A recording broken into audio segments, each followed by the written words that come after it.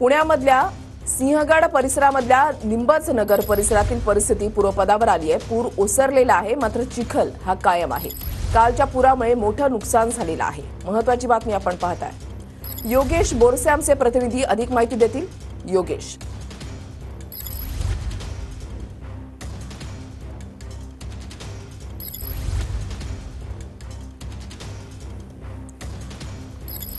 पुरामुळे ठिकठिकाणी चिखल जो आहे तो साचलेला आहे। निंबाजनगर परिसरामधली परिस्थिती मात्र आता पूर्वपदावर आलेली आहे। पूर ओसरलेला आहे, मात्र परिसरामध्ये चिखल जो आहे तो कायम आहे आणि याच ठिकाणची आता साफसफाई करण्याचं एक मोठं आव्हान हे प्रशासनाच्या समोर आहे। कालच्या पुरामुळे मोठं नुकसान झालंय।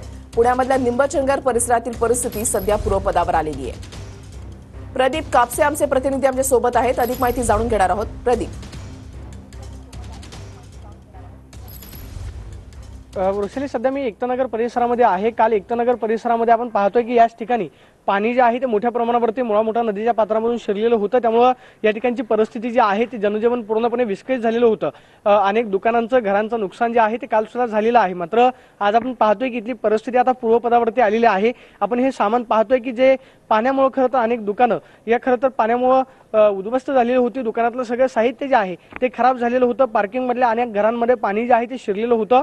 मात्र काल दुपारनंतर खरं तर इथलं पाणी जे आहे ते ओसरायला सुरुवात झाली। खडकवासला धरण क्षेत्रामधून ज्यावेळेस पाण्याचा विसर्ग कमी करण्यात आला त्यानंतर इथलं पाणी जे आहे ते हळूहळू ओसरलं आणि सध्या आपण पाहतोय की इथली परिस्थिती जी आहे ती पूर्णपणे पूर्वपदावरती आलेली आहे। या परिसरामध्ये आता पाणी पाहायला मिळत नाही। मात्र लोकांना सतर्कतेचा इशारा जो आहे तो सध्या महानगरपालिका प्रशासनाकडून देण्यात आलेला आहे। कारण या सगळ्या परिसरामध्ये कदाचित 50 ते 60 हजार क्युसेक पाण्यानं मुळा नदीच्या पात्रामध्ये विसर्ग केला तर या परिसरामध्ये पाणी येतं। मात्र सध्या 30 ते 35 हजार क्युसेकनं मुळा नदीच्या पात्रामधून पाण्याचा विसर्ग सुरू आहे। त्यामुळे या सगळ्या परिसरामध्ये पाणी येण्याची शक्यता कमी आहे। मात्र जर खडकवासला धरण साखळी क्षेत्रामधून पाण्याचा विसर्ग वाढवला तर या परिसरामध्ये पाणी जे आहे ते शिरू शकतं। मात्र सध्या इथलं जनजीवन जे आहे ते पूर्वपदावरती आलेलं आहे। काल इथल्या लोकांना मोठा त्रास जो आहे, मनस्ताप जो आहे तो सहन करावा लागला। अनेक लोकांना आपलं घर जे आहे ते सोडून जावं लागलं। आपण पाहतोय की कालची सगळी परिस्थिती पाहायला मिळते। अनेक टू व्हीलर सुद्धा तशाच पडलेल्या आहेत। मात्र सध्या दिलासादायक बातमी म्हणजे पावसाचा जोर जो आहे ते कमी झालेला आहे। पाऊस पूर्णपणे थांबलेला आहे। त्यामुळे खडकवासला धरण क्षेत्रामधून पाण्याचा विसर्ग कमी करण्यात येतोय आणि सध्या जनजीवन जे आहे ते पूर्वपदावरती आलेलं पाहायला मिळतं। वृषाली, नक्कीच धन्यवाद प्रदीप दिलेल्या सविस्तर माहितीसाठी। तर